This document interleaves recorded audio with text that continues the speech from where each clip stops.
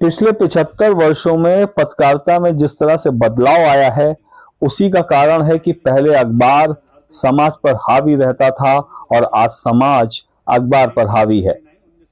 ये उद्गार शनिवार 13 सितंबर को सुप्रसिद्ध हिंदी विद्वान और लखनऊ विश्वविद्यालय के पूर्व हिंदी विभागाध्यक्ष डॉक्टर सूर्य प्रसाद दीक्षित ने पत्रकारिता तब और अब विषय पर आयोजित परिचर्चा में व्यक्त किए।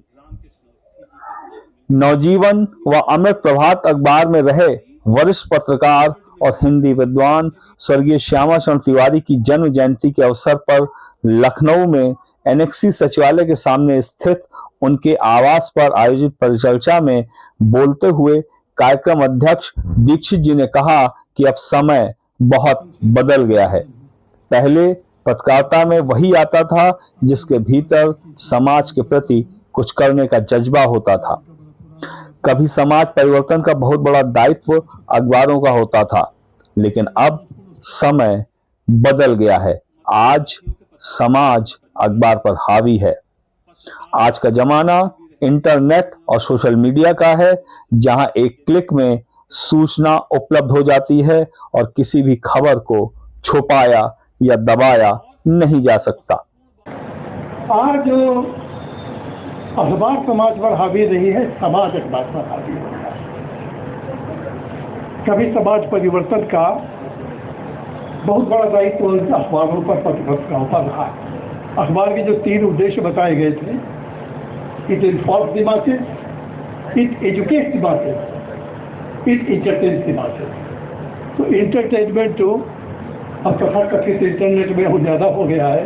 उंगली रखते ही सचित्र मनोरंजन होने लगता है, आप उतना मनोरंजन नहीं कर पाएंगे। सूचना के क्षेत्र में भी विश्व प्रौद्योगिकी बहुत आगे चली गई, आप उतनी सूचनाएं नहीं दे पाएंगे। और एजुकेट करने की जहाँ तक बात रही, समाज स्वयं बड़ा प्रबुद्ध है, बड़ा ज्ञानी है, आपसे ज्ञान की प्रतीक्षा और अपेक्षा नहीं करता, इसलिए कोई हताशा नहीं होनी चाहिए। और आपके साथ, हमारे साथ हो, इस तरह की कोई अपेक्षा भी नहीं लगानी चाहिए। एक समय था जब अध्यापक गुरु रहते थे, आज वे कर्मचारी हैं। एक समय था जब नेता आदर्श महापुरुष का काम करते थे, आज वो लुटेरे हैं।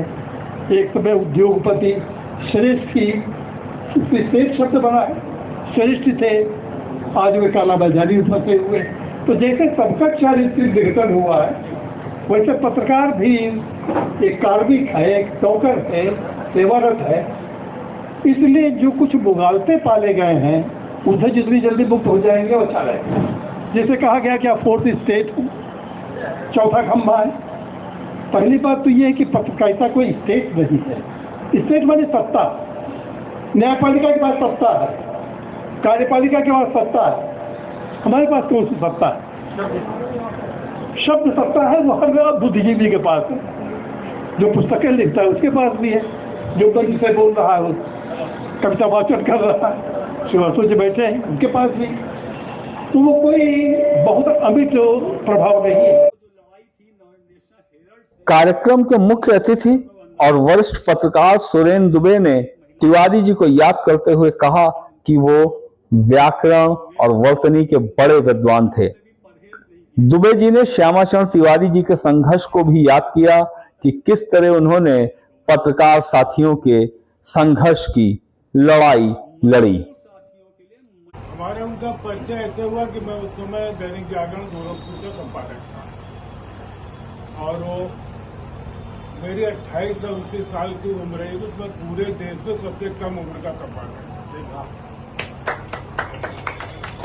फिर 5-6 साल बाद किसी बात पर मैनेजमेंट को लेकर झगड़ा हो गया, तो फिर ट्रेड यूनियन मूवमेंट जो शुरू हुआ, तो उसमें फिर तिवारी जी से परिचय हुआ। और जिस वर्कर शरण की अभी इन्होंने बात की, उसमें अक्सर मेरी ड्यूटी रहती थी कि तिवारी जी एसपी निगम हमसे कहते थे, सुरेंद्र को आज शाम के पैसे नहीं है और ये वर्कर्स खाएंगे कहाँ से? तो क्योंकि मैं नौकरी करता था तो अक्सर हमें अपनी जेब से 1500 का देना पड़ जाता था। और फिर कभी कदार भाई, क्योंकि मैं लखनऊ में नया था, तो हम फिर कानपुर का मैं रहने वाला, तो वहां से भी पैसा ऐसा मांग करके और बड़ी मेहनत से लोगों ने संघर्ष किया और व्याकरण के बहुत जानकार थे। और मैं जब यूनाई में यहाँ ब्यूरो चीफ हुआ तो मैं अक्सर तिवारी जी को फोन करके बुला लेता था, अपने कमरे में बैठा देता, तो मैं निकल जाता था। और 2-3 जो नए लड़के आते थे ट्रेनिंग के लिए, उनको बैठा देता था और मैं उनसे कहता था, भाई इनको आप थोड़ा सा व्याकरण समझाइए, वर्तनी एक शब्द होता है। अभी बड़ी चर्चा हुई कि साहब अब हम क्या करें। हमारे जमाने में भी गोदी मीडिया होता था, हमारे जमाने में अखबार इंडस्ट्रियलिस्ट ही निकालते थे, छोटे निकालते थे, बड़े निकालते थे। आप अपनी गलतियों के लिए दूसरों के सर पर ठीकरा फोड़ रहे, ठीक बात नहीं। परिचर्चा के विशिष्ट अतिथि और मान्यता प्राप्त पत्रकार समिति के अध्यक्ष हेमंत तिवारी ने खबरों के स्वरूप पर चर्चा करते हुए कहा कि अब खबरों का स्वरूप अत्यंत भद्दा हो गया है और इतनी तेजी से खबरें आती हैं कि आदमी उलट जाए। अब पत्रकारिता का वो जमाना नहीं रहा। शुद्ध सर इन शब्दों का प्रयोग तो करना मैं बहुत उचित नहीं समझता हूं, लेकिन एक बुनियादी फर्क आ गया। बुनियादी फर्क आना तो स्वाभाविक है। जब समय परिवर्तनशील है, साल गुजर जाते हैं, दशक गुजर जाते हैं, तो स्वाभाविक सी बात है स्थितियों में परिवर्तन होगा, सोच में परिवर्तन होगा, पत्रकारिता के स्वरूप में परिवर्तन होगा और सबसे महत्वपूर्ण परिवर्तन कंटेंट में होगा। क्योंकि तकनीक बदल रही है, पत्रकारिता का विस्तार बहुत ज्यादा हुआ है, एक नए फलक, नए विस्तार की पत्रकारिता है।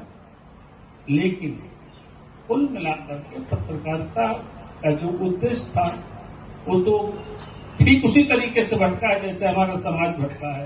हर क्षेत्र में, चाहे राजनीति का क्षेत्र हो, चाहे व्यक्तिगत स्थिति में आप देखें, चाहे सामाजिक क्षेत्र में आप देखें, अपराध किस तरीके से बढ़ गए।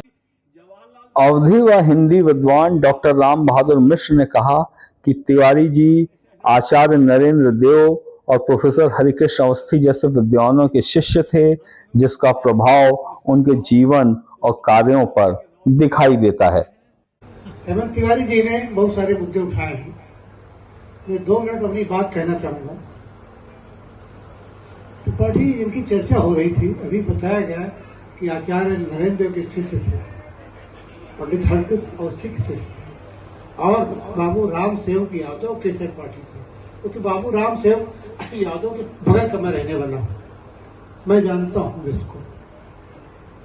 जलेश्वर मिश्रा को दूसरा लोहिया जरूर कहा जाता है, लेकिन क्योंकि वो कुछ ऐसी जमीन से आते थे, पिछड़े क्षेत्र से आते थे, उनको वो सम्मान नहीं मिला, लेकिन मिला है इस बात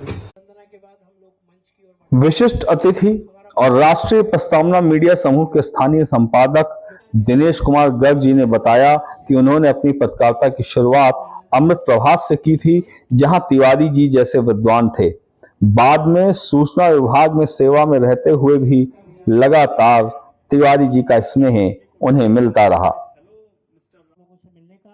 परिचर्चा का विषय प्रवर्तन राष्ट्रीय प्रस्तावना मीडिया समूह के संपादक समन्वय अभयानंद शुक्ल जी ने करते हुए कहा कि अखबारी दुनिया में अब बहुत बदलाव आया है।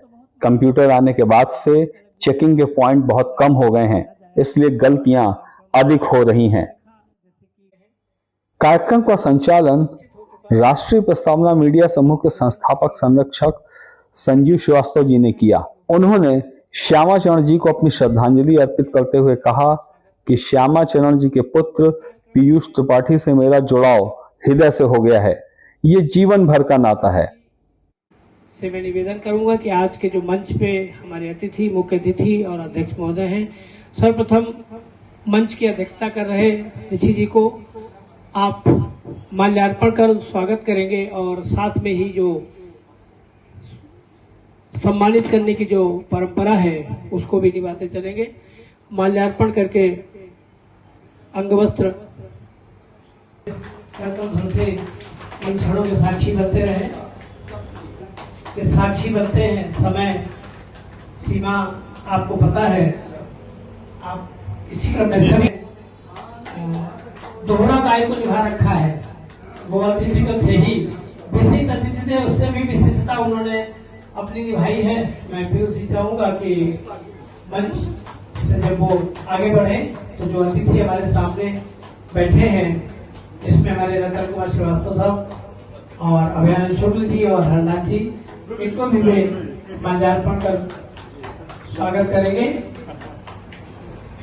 स्थान बदला नहीं है, बल्कि लोगों ने स्थान मोर्चा संभाला है। आज ये स्थिति है और यही होना चाहिए। समय पे हमारी आवश्यकता कहाँ है, वहीं पे मुझे मौजूद रहना चाहिए। इसीलिए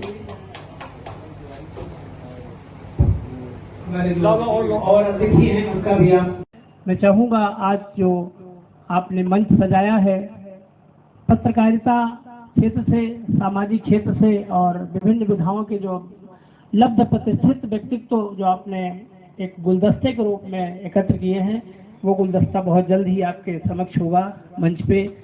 आज कार्यक्रम की जो मैं पहले अपने अतिथियों का परिचय करा दूं आप लोगों से, और उसके बाद उसी क्रम में सम्मान के साथ उनको स्थान दिलाने के साथ ही हमारी जो बुद्धि की देवी हैं सरस्वती माँ के चित्र पर माल्यार्पण के बाद दीप प्रज्वलन करेंगे और फिर हम मंच के आगे के क्रम की ओर बढ़ेंगे, क्योंकि मंच में अध्यक्ष का ही सर्वोपरि सम्मान होता है।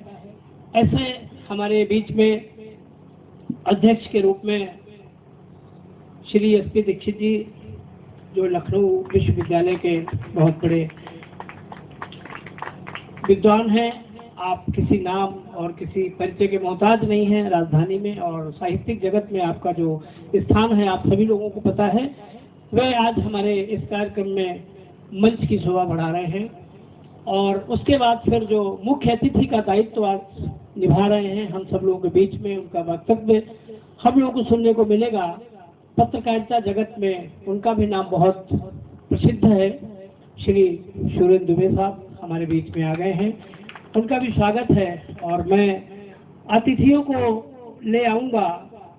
कार्यक्रम के संयोजक वरिष्ठ पत्रकार और राष्ट्रीय प्रस्तावना के ब्यूरो चीफ पीयूष त्रिपाठी थे। उन्होंने अपने पिता के संघर्षों को याद करते हुए कहा कि श्यामाचरण जी को जीवन में बहुत कठिनाइयों का सामना करना पड़ा, लेकिन उन्होंने सिद्धांतों से कभी समझौता नहीं किया। पत्रकारिता के साथ पिताजी ने विभिन्न विषयों पर कलम चलाई और ऊर्जा मंत्रालय में सलाहकार रहते हुए कोयला उद्योग शब्दावली का निर्माण किया। देश के पूर्व राष्ट्रपति प्रणब मुखर्जी जब वाणिज्य मंत्री थे, तब तिवारी जी वाणिज्य मंत्रालय की हिंदी सलाहकार समिति के सदस्य थे। जितने भी अतिथि आए हैं इस कार्यक्रम में जन्म जयंती समारोह में, उन सभी का स्वागत। मैं मंच की ओर बढ़ता हूं और मां सरस्वती को प्रणाम।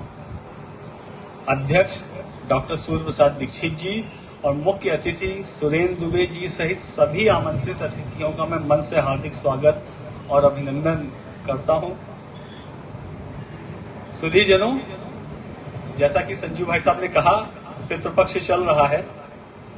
कहा जाता है कि इन 15 दिनों में हमारे पूर्वज धरती पर रहते हैं। मैं इस अवसर पर अपने पूर्वजों को भी नमन करता हूं, विशेष रूप से अपनी मां और पिताजी को श्रद्धा सुमन अर्पित करता हूं। पिता के बारे में हमारे अग्रज हैं डॉक्टर अनूप शुक्ल, फतेहपुर में स्नातकोत्तर महाविद्यालय में वरिष्ठ आचार्य हैं, वो प्रोफेसर हैं। उनकी कुछ पंक्तियां हैं, उन्होंने पिता के बारे में लिखी हैं, वो मैं यहाँ पे उद्धृत करना चाहता हूं। पिता परम पिता हो जाते हैं देहावसान के बाद, फिर भी पिता कहीं नहीं जाते। पिता सदैव साथ रहते हैं। पिता को याद करते रहना उन्हें बराबर साथ रखने का एक तरीका है। हम सबको इस तरीके का इस्तेमाल करना चाहिए ताकि पिता हमारे साथ रह सकें हमेशा। अवधि में एक कहावत है, अवध का हूं, आजकल कुछ अवधि में भी करने की कोशिश करता हूं। तो अवधि में एक कहावत है, बाढ़े पूत पिता के धर्मा, खेती बाढ़े अपने कर्मा। एकदम सही है। आज जो हम सब यहाँ बैठे हैं और मैं पिताजी के बारे में कुछ भी कह पा रहा हूं तो ये उनके ही आशीर्वाद से संभव हुआ है। ये जो कुछ भी है उन्हीं का परिश्रम है, उन्हीं का संघर्ष है जो आज हम यहाँ हैं और इस कार्यक्रम को मना पा रहे हैं। आप सबको मैं आमंत्रित कर पाया हूँ। 13 सितंबर 1927 को यहाँ से लगभग 70 किलोमीटर दूर रायबरेली जिले में हमारा गांव है मिश्रखेड़ा। ज्ञानोदय समिति के अध्यक्ष बालकृष्ण त्रिवेदी जी ने पुराने दिनों को याद करते हुए कहा कि हम छात्र जीवन में अखबार पढ़ने श्यामाचरण जी के पास जाया करते थे, जहां से अखबारी दुनिया की ओर रुझान बढ़ा। उत्तर प्रदेश सचिवालय में निजी सचिव के पद पर कार्यरत और साहित्यकार रतन श्रीवास्तव रतन ने तिवारी जी का स्मरण करते हुए कहा कि जिस दिन मैं लखनऊ आया था उसी दिन से तिवारी जी का आशीर्वाद मुझे प्राप्त होता रहा। कार्यक्रम में तिवारी जी की पुत्रवधू डॉक्टर नूपुर त्रिपाठी ने सरस्वती वंदना प्रस्तुत की। राष्ट्रीय प्रस्तावना के प्रधान संपादक हरिनाथ सिंह जी ने सभी अतिथियों का स्वागत करते हुए तिवारी जी के परिजनों को आयोजन के लिए बधाई दी। कार्यक्रम में तिवारी जी के ज्येष्ठ पुत्र और वरिष्ठ पत्रकार प्रभात त्रिपाठी, पुनीत त्रिपाठी सहित पुत्री जया मिश्रा, दामाद राजेश कुमार मिश्र, पुत्रवधू रुचि व निवेदिता त्रिपाठी व कनिष्ठ पुत्र पुनीत त्रिपाठी, पौत्री आस्था, वंदिता और रिद्धिमा त्रिपाठी सहित सभी अतिथियों ने तिवारी जी को श्रद्धांजलि अर्पित की। जय जय मां सरस्वती, जयति जय जय मां सरस्वती, जयति जय जय मां सरस्वती।